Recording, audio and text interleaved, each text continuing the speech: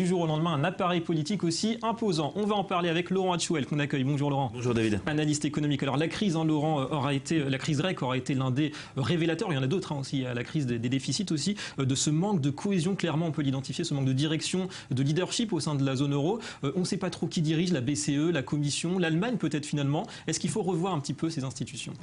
Alors, la Grèce a été l'élément un peu révélateur. L'élément déclencheur, c'est la crise économique de 2008 qui a commencé la crise des suprêmes aux États-Unis et la crise des dettes des pays européens aussi.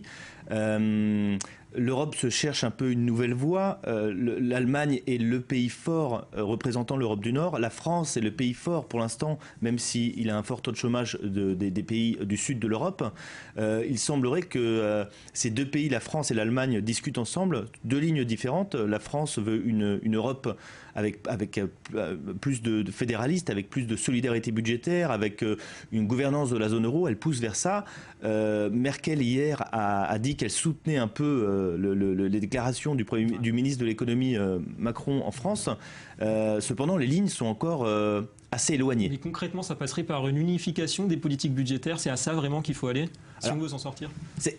Les problèmes de l'Europe viennent à la création de l'Europe. C'est-à-dire que l'Europe a été créée avec des pays qui ont mis en place des synergies économiques. Cependant, il n'y a pas de gouvernance européenne, il n'y a pas de budget européen, il n'y a pas d'impôt européen. Donc, si vous voulez, il y a des problèmes qui étaient latents et qui sont révélés en temps de crise, et qui sont accélérés en temps de crise. Et c'est positif qu'on voit l'Allemagne et la France un petit peu à l'initiative pour faire avancer un petit peu les choses. Pour moi, c'est le seul élément positif parce que la France représente l'Europe du Sud, l'Allemagne, l'Europe du Nord, et l'alliance entre l'Allemagne et la France est assez forte. Et pour moi, c'est à la France, comme l'a dit François Hollande, c'est à la France et à l'Allemagne de trouver des solutions et de mettre en place cette gouvernance européenne qui va, je l'espère, permettre à l'Europe de sortir de la crise par le haut.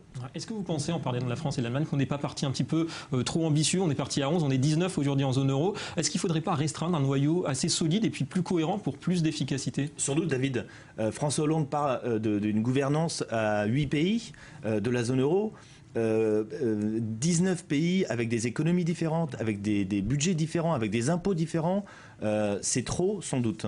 Et vous pensez que sans cette refonte, la zone euro est condamnée à des crises chroniques peut-être de plus en plus fréquentes, la Grèce, le Portugal demain ou d'autres, l'Espagne et l'Italie? Sans doute oui, parce que les problèmes des dettes ne sont pas encore réglés. Cependant, on peut légitimement se demander, David, si c'est en temps de crise qu'on met en place des solutions structurelles qui sont nécessaires à la survie de la zone euro. Un peu plus de sérénité d'après vous. Un peu plus de sérénité. Et ces réformes auraient dû être faites il y a quelques années. On essaie de les faire. J'espère qu'il n'est pas trop tard. Cependant, on est dans une situation très difficile pour les économies au niveau de la dette. Les lignes dures de l'Allemagne et de la France sont complètement différentes. Assez contradictoires. Ouais. Assez contradictoires. Merkel va sans doute faire un petit geste en acceptant un budget européen, mais elle a dit un petit budget européen. Macron il y a encore de la marge à remplir entre ces pays. Alors tout ça, c'est bien beau, des réformes, mais il faudra encore les faire accepter par les peuples. Est-ce que vous pensez que c'est là aussi que se situe le challenge aujourd'hui? Le challenge et le danger. La montée du populisme dans les pays européens n'est pas finie.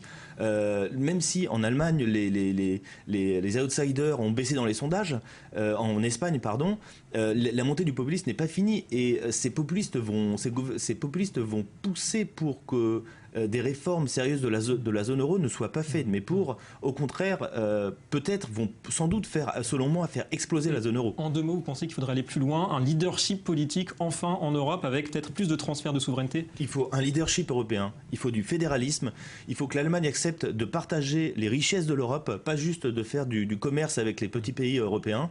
Et voilà. Donc, merci beaucoup Laurent Hatchouel pour ces éclairages sur un débat qui ne fait que commencer.